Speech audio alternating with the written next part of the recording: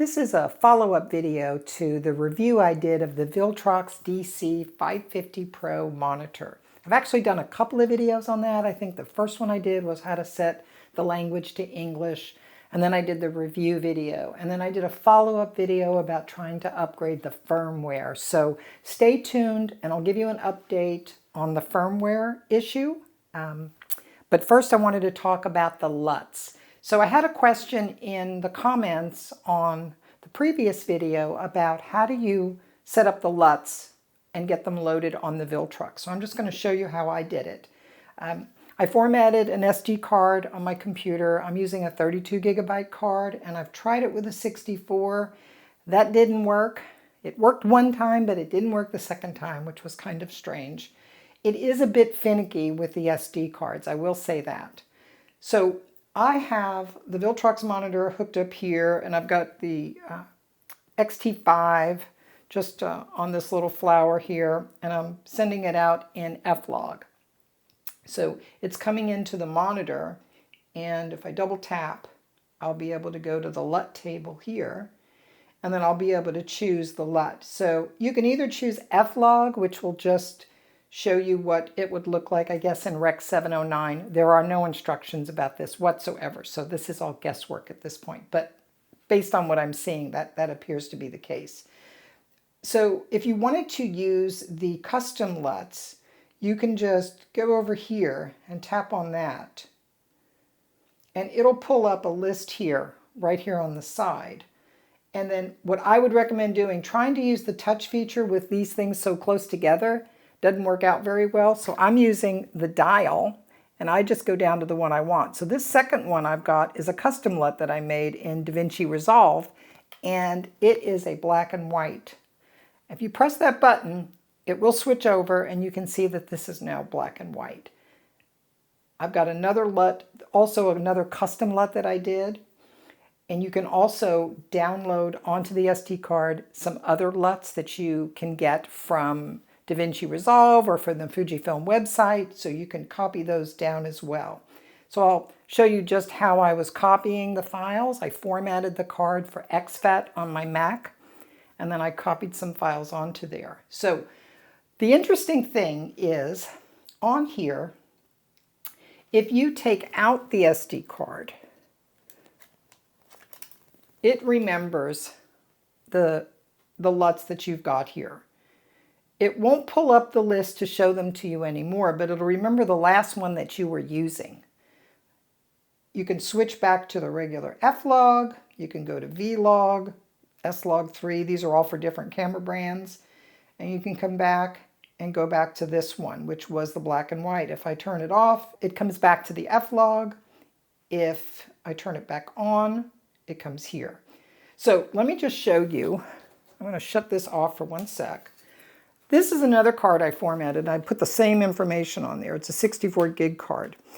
It doesn't work. So don't get frustrated. Well, you're going to get frustrated because support for this thing is just horrendous. I like the monitor, but I have to say, Viltrox support, so far, real problem. Okay, it will pull up the LUT that was used, that it's got saved in there. But you can't tap on this, you can't get it to pull it up. It looks like it's trying to for a second, it kind of flashes, but it doesn't work. So you can still switch there. I can turn it on, turn it off. I just can't get this card to load up some new LUTs or the replacement LUTs that I've got. So I'm going to take this one out. And I'm not even going to turn it off. I'm just going to drop it in here. So that's the good one. You double tap. If I tap on this, I should get, there it goes, and you can see it. So now I've got the list again. So I can just go here and use the dial to select the one that I want. If I select the first one here, it should go back to color, and it did. And then I can go over to just plain F-Log if I want, or I can go back here and I can change it to the black and white. And it'll switch back. So that's how you load LUTs on here. Now, let me just give you an update on the firmware issue with the monitor. I was able to reach Viltrox with chat on their website and explained my whole situation about how I was trying to get the latest firmware for the monitor. And they said, you need to email info@viltrox.com, which is what I have been doing for months with no reply. So I did it again, and I got no reply. And I did it another time, about a week later, and I still have no reply. So if you are hoping to get support for the monitor from Viltrox, so far I'm batting 0 here as far as getting any help with this. Everything that I've done I figured out myself. I was able to update the firmware, but I got it from a Reddit forum, and it seems to be that somebody there had gotten it from somebody at Viltrox support. Apparently they got an answer. I did not. Anyway, that's where we are with that. So nothing available. I checked Viltrox website yesterday.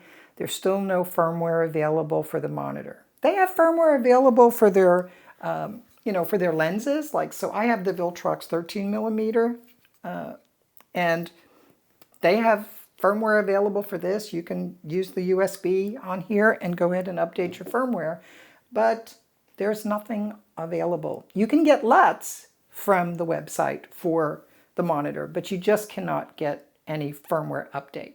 And I've asked and I've asked, and it just hasn't happened. So if you are somebody who really wants support and firmware updates for the monitor, I would hold off on getting one. I mean, I already have mine, so I'm keeping it, but I would hold off on getting that until they put something on their website that says they have firmware available and they are supporting the monitor. If you're interested to know how I got the latest firmware for the monitor, I'll put a link in the description for my review, for the firmware update video that I did, for how to set the language on it. There was 3 videos that I did.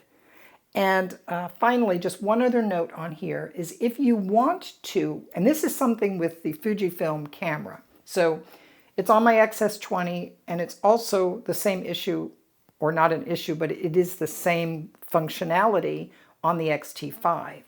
If you want 4K 30p to reach your monitor here, or to even reach anything that you're using for field monitor, or if you're using a recorder, you need to make sure that you turn the HDMI output setting, right? So you want to say HDMI output info display. You want to make sure that that is turned off. If you turn it on, you're going to get 1080 60p. If you turn it off, you will get, right here, you can see right here, it says 3840 by 2160 at 30 Hertz HDMI. So I am getting that. If I go and I turn this camera right here, if we go over to up here on the menu, here it is. If you go over here, you change this to on, it's going to switch this, and now it says 1080 60 Hertz. So that's the mystery that I was trying to solve, or that was one of the ones with this monitor, is why was I only getting 1080? And of course I wanted the information that's shown on the back of the camera to also be displayed on the monitor. If you do that, you're only going to get 1080 60p. You're not going to get 4K on here. That has nothing to do with the monitor. That is from the camera. So that changes the output that's coming out of the HDMI cable, as far as I can tell. And again, there's no documentation in the Fuji manual about that either. So this is all just research and guessing and playing around with it until you find a pattern that works. Just one more quick thing that I wanted to mention is both formats, the exFAT and the MS-DOS, work for the SD card. I've just had better luck with a 32 gigabyte SanDisk card. That seems to work best.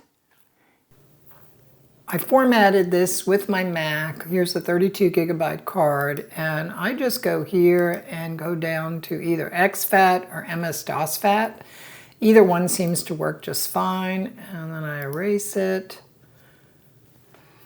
And we are good. And then basically, I just close that, open this up, and then I drag my files over. So those are my two LUT files that I was talking about. That's what I just wanted to update in this video about the Viltrox DC-550 Pro monitor. If you have any questions, please post them down in the comments and I'll do my best to answer them. If you have the monitor and you were able to get support from Viltrox and get firmware, please share that down in the comments so we know that it is not just a dead zone when you email info@viltrox.com. Because I have never gotten a reply, and I must have at least 10 times written them on separate occasions asking for help, and have never even gotten a reply from Viltrox. Needless to say, I'm not purchasing anything from Viltrox until things change. With that, thanks for watching this video, and I will see you in the next one. Take care.